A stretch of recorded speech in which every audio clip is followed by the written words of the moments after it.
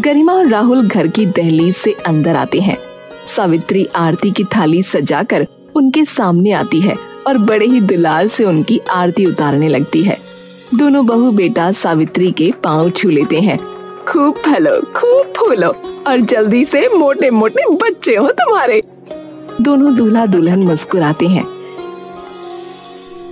गरिमा और राहुल अपने कमरे में बैठे हैं और बातें कर रहे हैं। मुझे तो डर लग रहा है सच में, कल की सोच सोच कर। राहुल प्यार से उसका हाथ थामता है। अरे डरो मत, सब सही होगा। तुम तो बोलोगे ही, तुम्हें क्या फर्क पड़ रहा है? तुम्हें थोड़ी ना बनाना है खाना। अरे तो तुम्हें आता तो है खाना बनाना, और क्या चाहिए? और अगर अच्छा नहीं बना तो क्या होगा? तो फांसी थोड़ी चढ़ा देंगे तुम्हें। नहीं बना तो नहीं बना। हाँ, तुम तो बोल ही दोगे, ताने तो सब मुझे ही मारेंगे ना अगर अच्छा नहीं बना तो। राहुल अपना हाथ उठाकर गरिमा के कंधे पर रखता है और उसको थोड़ा और करीब ले आता है। सब ठीक होगा, जब तक मैं वहां खड़ा हूं कोई तुम्हारी तरफ आंख भी नहीं उठाकर देखेगा, वादा है मेरा। गरिमा हल्का सा मुस्कुराकर राहुल के कंधे पर सर रख लेती है। अरे हाँ भाई, तुम अपने हाथ का चूरमा बनाकर खिलाओ ना सबको। मेरे लिए भी तो तुम लेकर आती थी ना, कितना स्वादिष्ट होता था। अरे हाँ, सही कहा। वो तो मैं कहता ही हूँ। गरिमा प्यार से राहुल की तरफ देखती है। ज्यादा हवा में मत उड़ा करो तुम।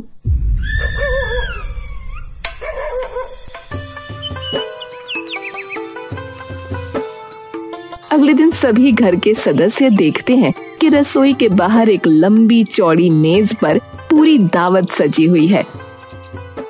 अरे बाप रे, इतना सब कुछ!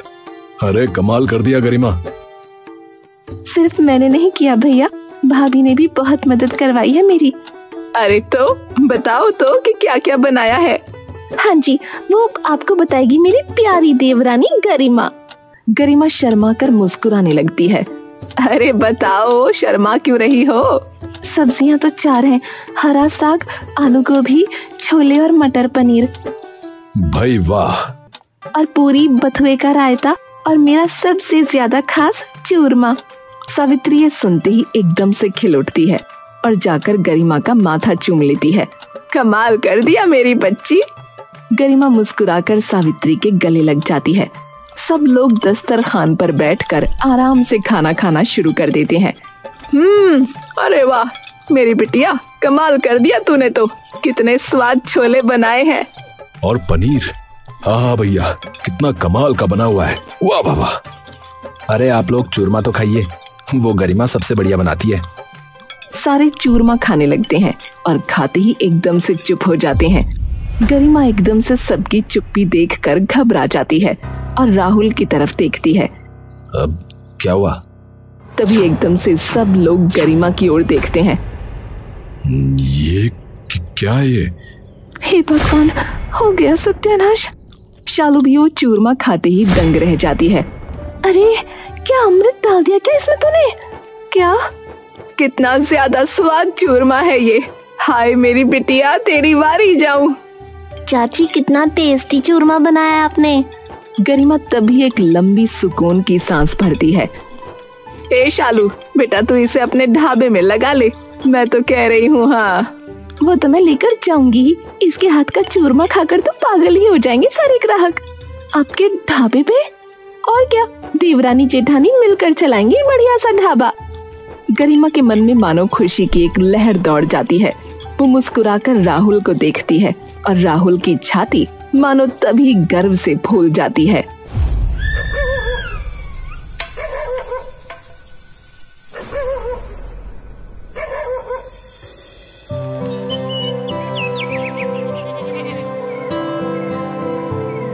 अगले दिन से ही शालू अपने ढाबे पर गरिमा को ले जाना शुरू कर देती है।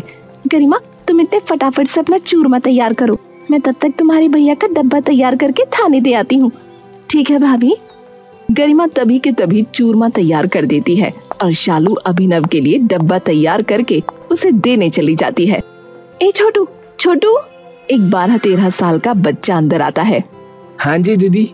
बाहर मेन्यू में फटाफट जाकर चूरमा का नाम लिख दे ताकि लोग देखें, नहीं तो किस किस को बताते फिरेंगे। ठीक है दीदी। थोड़ी देर बाद ढाबे पर गहमा गहमी शुरू हो जाती है।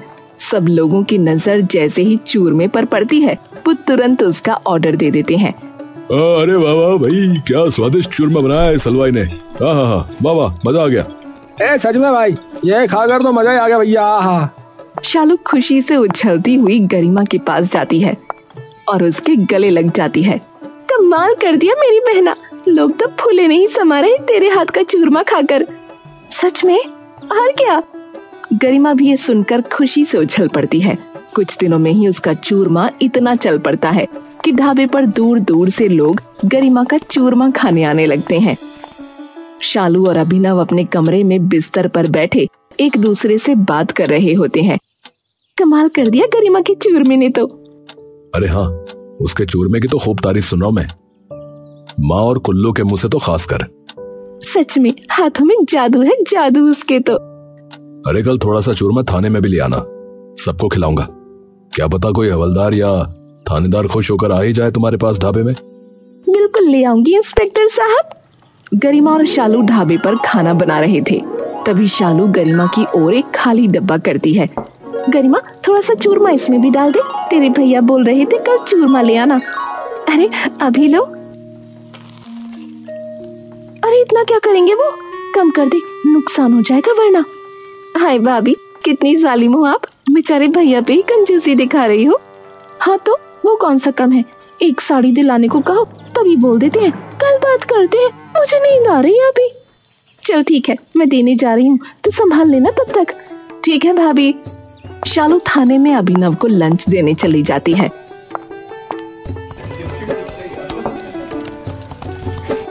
और देकर वापस आ जाती है। सब कुछ कुशल मंगल चल रहा था कि तभी शालू देखती है सामने से एक हवलदार दौड़ता हुआ उनकी तरफ आ रहा है। ये कौन है? ये तो धीरू है। कौन? तुम्हारे भैया के थाने में हवलदार है। गरिमा और शालू तुरंत बाहर निकल कर आते हैं। क्या हुआ धीरू? धीरू ऊपर से नीचे तक डर से कांप रहा होता है। शालू का मन उसकी ये हालत देखते ही दहल उठता है। क्या हुआ धीरू? वो साहब। हाथ पैर दिमाग सब सुन शालू वहाँ खड़े खड़े अपनी सारी सुध बुध भूल जाती है। ये देख गरिमा का दिल भी जोरों से धड़कने लगता है। क्या हुआ? अरे वो साहब खाना खा रहे थे, अचानक एकदम से पता नहीं क्या हुआ, वो जमीन पर गिर पड़े, उन्हें अस्पताल ले गए। लेकिन शालू जोर से धीरू का गिरेबान पकड़ लेती है। शालू की आंखों में मानो किसी किस्म का पागलपन उतर आया हो।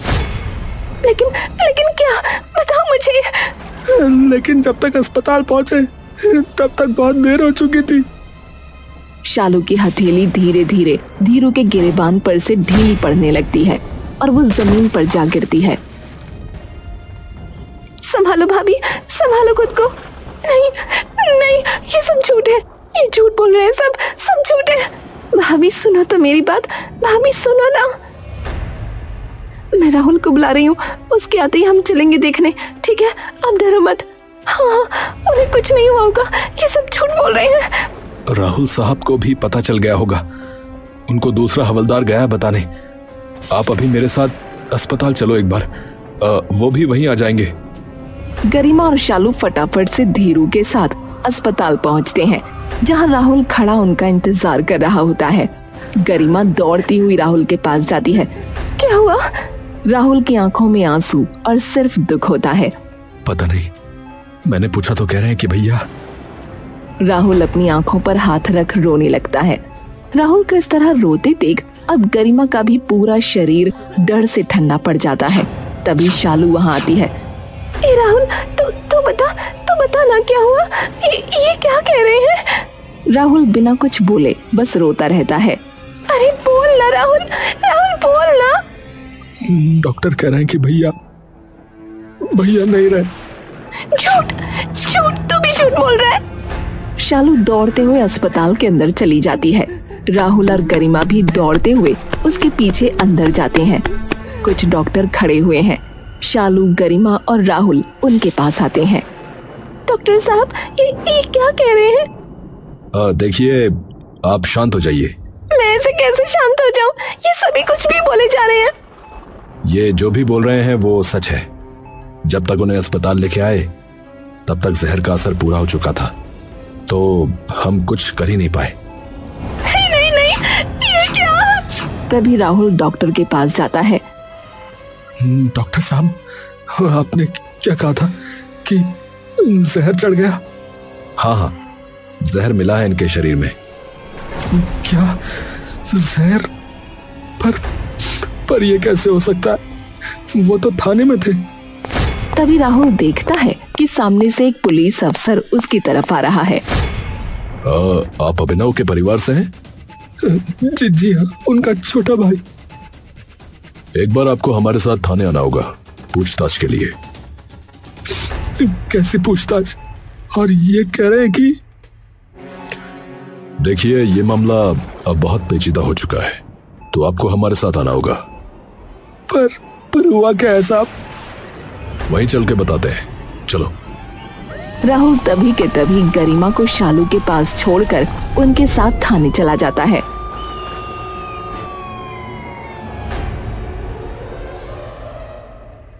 सर, अब तो बता दीजिए कि ये सब क्या हो रहा है? भैया तो थाने में थे और वो ये जहर वगैरह क्यों खाएंगे? खाया नहीं, किसी ने उनके खाने में जहर मिलाया था। क्या? जी, अभी तो उनका पोस्टमार्टम होने जा रहा है, तो उसके बाद ही पूरी बात पता लग पाएगी।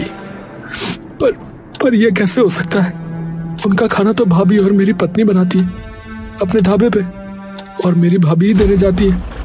इन दोनों के अलावा तो कोई छूता भी नहीं है उनके खाने को। देखिए, जो भी वो खा रहे थे उन सभी चीजों को भी हमने जांच के लिए भेजा है, ताकि पता लग जाए कि किसमें था ये जहर। बाकी एक बार रिपोर्ट्स आ जाएं, पूरी बात तो तभी पता चल पाएगी और जांच पड़ताल भी तभी शुरू होगी। मुझे तो कुछ समझ में नहीं आ रहा है। मैं घर जाके माँ को कैसे बताऊं और उनके बेटे को कैसे बताऊंगा कि उसका बाप चला गया उसे छोड़ के। उस बेचारे मासूम बच्चे का क्या हश्र होगा। देखिए, हौसला रखिए, हम जल्द ही पता लगा लेंगे कि ये किसने किया है। अभिनव हमारे भी भाई की तरह ही थे, पूरे विभाग में सब लोग उन्हें बहुत पसंद करते थे, तो पूरा विभाग अपनी पूरी जान लगा देगा ये पता करने में कि इस सब के पीछे कौन है। शमशान घाट, धधकती चिता के सामने सब खड़े हैं। वातावरण भारी और गमगीन, धुएं से आंखें और भी भर आती हैं। हाय राम, मेरा बेटा ही क्यों? ऐसा क्या पाप कर दिया मैंने? छोटा होते कहता था, माँ तुम जहाँ भी जाओगी तुम्हारे साथ आऊंगा, और आज मुझे अकेला छोड़ के चला गया। वो फिर चिता की तरफ हाथ बढ़ाकर बेकाबू हो जाती है। बेटा, जरा एक बार बोल तो दे, माँ मैं यहाँ हूँ।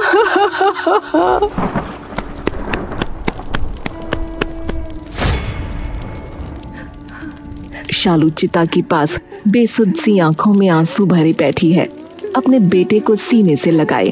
उठो अभिनव, देखो तुम्हारा बेटा रो रहा है। तुमने वादा किया था ना, हमेशा साथ रहेंगे। ये कैसा साथ है? उठो ना। उसका बेटा मासूमियत से पूछता है। माँ, पापा कहाँ चले गए? वो कब आएंगे? सब क्यों रो रहे हैं? माँ, पापा को बुला लो ना। ये सुनकर शालू चीख पड़ती है और अपने बेटे को कसकर पकड़ लेती है, लेकिन सच बताने की हिम्मत नहीं जुटा पाती। नहीं बेटा, कुछ नहीं हुआ, पापा बस थोड़ी देर में आ जाएंगे। धीरे धीरे चिता की लपटें बुझ जाती हैं और सब घर लौट आते हैं। घर में मातम पसरा है। गरिमा लगातार अपने पति राहुल के कंधे पर सिर रखकर सुबक रही है।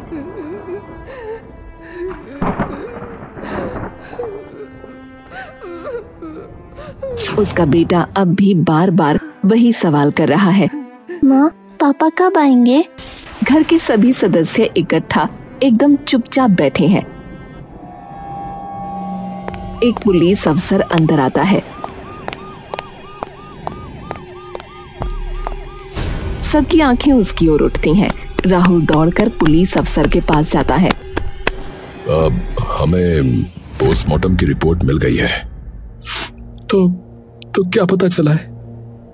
उसमें यह आया है कि जहर चूरमे में मिलाया गया था, तो आपके घर की तलाशी लेनी होगी ताकि पता चल सके कि यह जहर किसके पास से आया था। सब लोगों की नजर सीधा गरिमा की ओर जाती है। पुलिस अफसर की बातें सुनते ही मानो गरिमा पर बिजली कौंध जाती है। ये क्या कह रहे हैं राहुल? चिंता मत करो। मुझे नहीं पता राहुल, चूरमे में ये सब कैसे आया? मैं ये सब क्यों करूंगी? गरिमा, मुझे पता है कि तुम ये कभी नहीं कर सकती। बिल्कुल चिंता मत करो, मैं हूं ना तुम्हारे साथ। राहुल की सांत्वना देने के बावजूद भी बाकी के घर के सभी सदस्यों में मन ही मन शक का बीज उतर चुका था, जिससे वातावरण में और भारीपन घुल जाता है।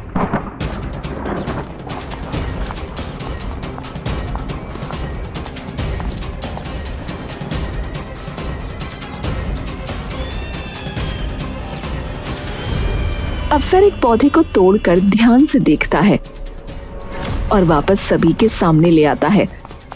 ये पौधा किसने उगाया था बगीचे में? पुलिस के पास वो पौधा देखकर गरिमा के अंदर का खून मानो एकदम से सूख जाता है। मैंने लगाया था। यही है, ज्वार के इन सूखे पत्तों से निकला जहर ही हमें चूरमे में मिला था।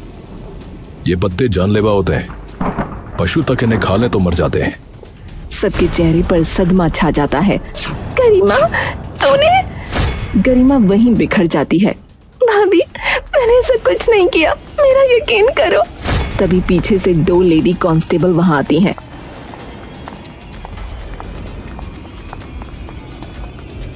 और उसके हाथों में हथकड़ियां डाल देती हैं।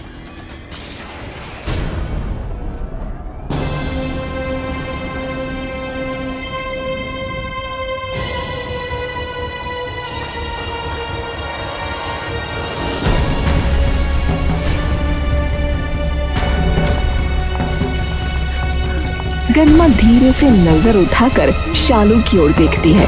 शालू की नजरों में गरिमा को ना तो कोई सांत्वना और ना कोई विश्वास दिखता है। होता है तो सिर्फ खाई से भी गहरा दुख। शालू तभी अपनी नजरें उससे फेर लेती है।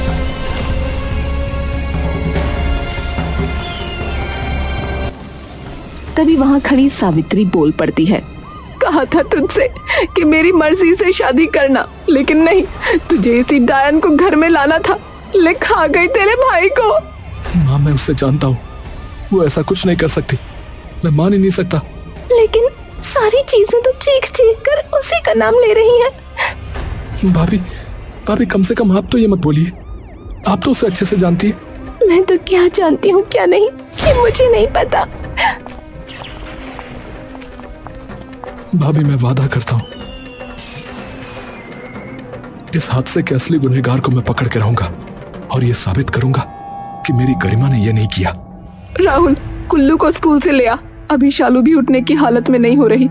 मुझे भी बाजार जाना है एक बार। जी।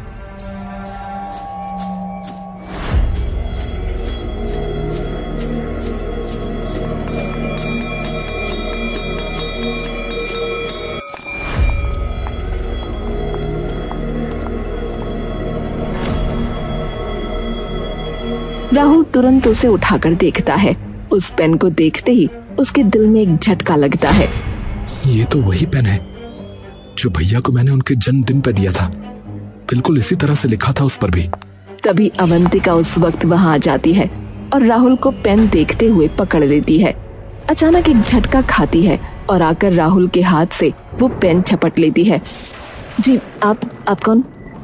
मैं वो कुल्लू है ना, उसका चाचा। अवंतिका की आंखों में मानो एक खौफ सा छा जाता है। माफ कीजिएगा, पूछ सकता हूँ कि ये पेन आपके पास कैसे आया? इस पर तो मेरे भैया के नाम के पहले 2 अक्षर हैं। मैंने ही बनवाया था उनके जन्मदिन पर देने के लिए। अरे, ये मुझे एक दोस्त ने दिया था, शायद सेम इनिशियल्स होंगे। इत्तेफाक है। राहुल उसके चेहरे को पढ़ता है लेकिन कुछ कहता नहीं। उसके अंदर शक और गहरा जाता है।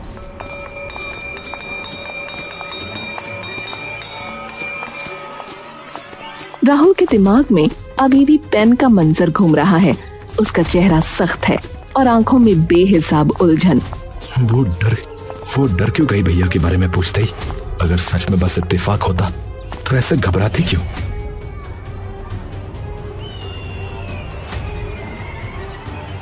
दूसरे दिन राहुल जानबूझकर स्कूल आता है इस बार उसका इरादा सीधा टीचर से बात करने का होता है। राहुल स्टाफ रूम के पास जाकर रुकता है, पर वहाँ कोई नहीं मिलता। उसका दिल थोड़ा तेज धड़कने लगता है।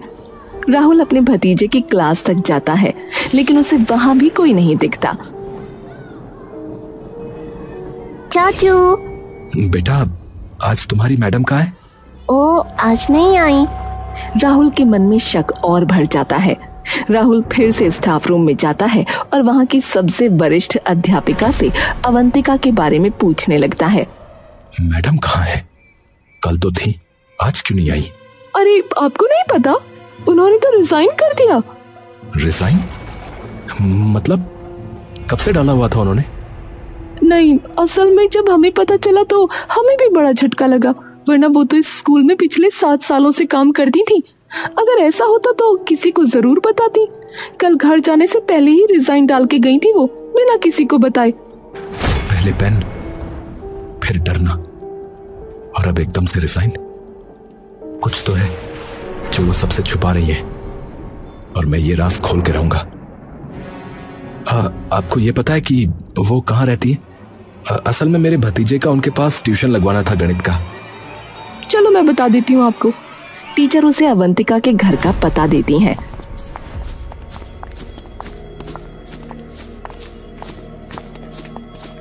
सीधा अवंतिका के घर की ओर निकलता है,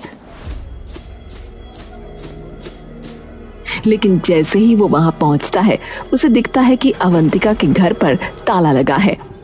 ये तो यहाँ है ही नहीं। पड़ोसियों से पूछता हूँ, शायद कुछ पता लग जाए।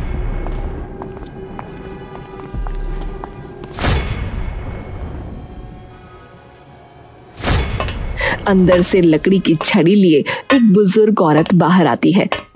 नमस्ते काकी। नमस्ते बेटा। काकी, इस बगल वाले घर में जो लड़की रहती थी वो कहाँ गई है? आपको कुछ पता है क्या? बेटा, बता के तो कहीं नहीं गई अवंतिका, पर शायद अपने बिहार वाले गांव में गई होगी। अच्छा, तो आपको वैसे पता है कि उनका गांव कौन सा है, या बिहार में कहाँ रहती है? हाँ, एक बार बताया था उसने मुझे। आप मुझे बता सकती हैं? मेरा एक बहुत ही कीमती सामान है असल में उनके पास। हे भगवान, उस अच्छी भली लड़की को पता नहीं कौन सी हवा लग गई, लोगों के सामान भी लेकर भागने लगी अब तो। राहुल ये सुनकर थोड़ा विचलित और अचंभित हो जाता है। हवा लग गई मतलब काकी? अरे, हर तीसरे दिन किसी पुलिस वाले को अपने घर बुलाए रहती थी। ये सुनते ही मानो राहुल के जहन पर कोई कहर टूट पड़ा हो।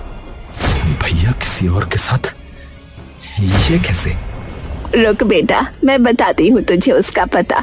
तू जाके ले आ अपना सामान। अरे, आपका बहुत बहुत धन्यवाद काकी, बहुत बहुत धन्यवाद। और सुन, उसके चक्कर में मत फंसियो तू भी। अरे नहीं नहीं काकी, बिल्कुल नहीं। राहुल अवंतिका के गांव वाले घर का पता लेकर सीधा शालू के पास जाता है और ये सारी बातें उसे बता देता है। क्या कुछ भी बोले जा रही हो तुम? भाई थे वो तुम्हारे। भाभी, मैं कुछ नहीं बोल रहा हूँ, पर ये मेरी गरिमा का सवाल है। तो तुम कह रहे हो कि उसने मारा है उन्हें? मैं कुछ नहीं कह रहा हूँ फिलहाल भाभी। मैं बस ये जानना चाहता हूँ कि वो पेन उसके पास कैसे आया, और भैया क्यों जाते थे उसके पास। तो मैं चाहता हूँ कि आप भी मेरे साथ चलो। मैं हाथ जोड़ता हूँ भाभी, मैं बस अपनी पत्नी को बचाना चाहता हूँ और कुछ नहीं। शालू थोड़ी देर तक चुपचाप राहुल की ओर देखती रहती है। ठीक है।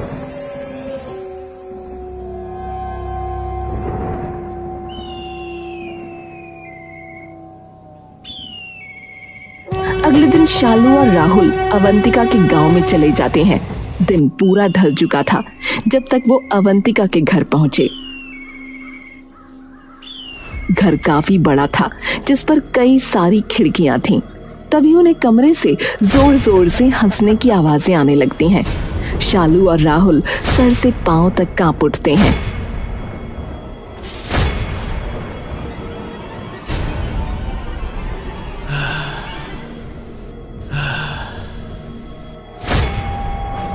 बहुत हुआ ड्रामा।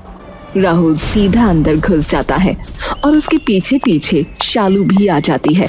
सामने का मंजर इतना खौफनाक और अविश्वसनीय था राहुल के पैर मानो जमीन में गड़ जाते हैं और उसके पूरे शरीर को एकदम से लकवा मार जाता है।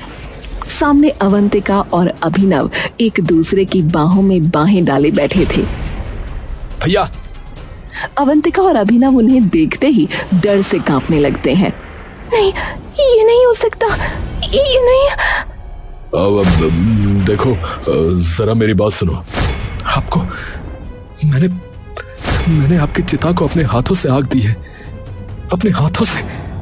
अगर आप यहाँ हो तो वो कौन था? अभिनव चुपचाप कांपता हुआ अपने भाई और अपनी बीवी की ओर देखता रहता है। बताओ भैया, वो कौन था? अभिनव सर झुका लेता है। अब तुम शांत हो जाओ। दरअसल जंगल में पुलिस को झुलसा हुआ एक शव मिला था और हफ्तों की छानबीन के बाद भी हमें उसके बारे में पता नहीं चला। तभी मेरे दिमाग में ये ख्याल आया। फिर थाने के हर छोटे बड़े इंसान को भी मैंने अपने साथ शामिल कर लिया। लगा अगर सारा इल्जाम गरिमा पर डाल देंगे तो किसी को शक नहीं होगा। सबको लगेगा कि जमीन के लालच की वजह से उसने ये किया।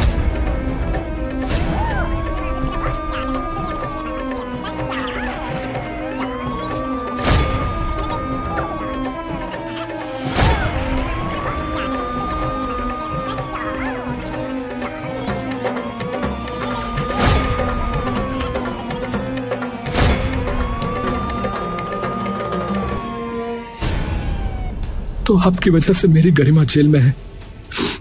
उसने क्या बिगाड़ा था? हाँ, तो प्यार करने का हक तुझे ही है, मुझे भी है। तेरी तो करा दी इन्होंने अपनी पसंद की लड़की से शादी, और मेरी बारी में बिना पूछे मुझे इससे बांध दिया।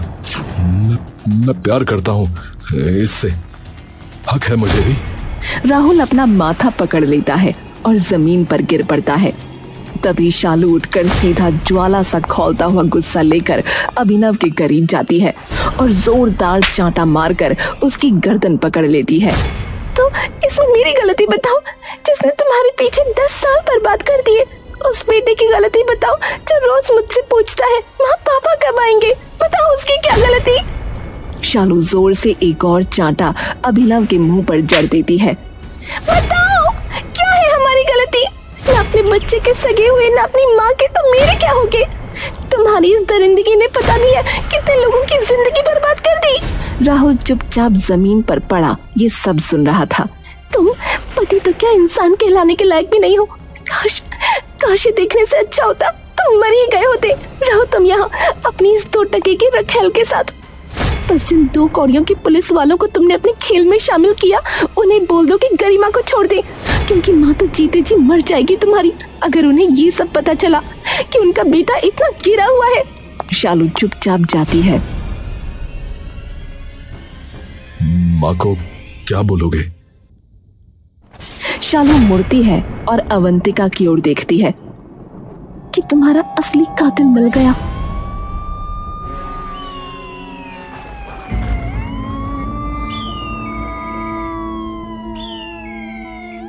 शालू और राहुल जाकर गरिमा को जेल से रिहा करवा देते हैं और सारी बात हमेशा के लिए अपने अंदर ही दफना देते हैं।